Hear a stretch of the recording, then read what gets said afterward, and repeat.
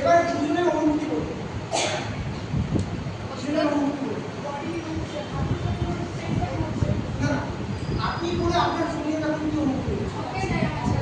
ক্লান্ত, শ্বাস বেশি উঠে গেছে, সেম খুব একটা কিছু হবে।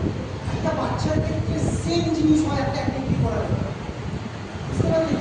সেই জন্য আমি কাকে বিয়ার ওয়াক করাবো, কাকে ক্রলিং করাবো, depends on me and child vital system.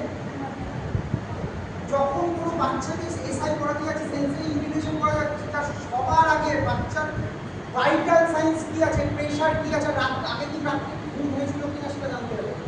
না দিলে আপনি আপনারা যেটা দেবেন সেটাতে বাচ্চা ওভার আউট, ঠিক আছে? ওরা পড়িয়ে পরবর্তীকালে তখন আর এফেক্ট হবে না, এফেক্ট হবে রাত্রিবেলা শুয়ে যাওয়ার সময়।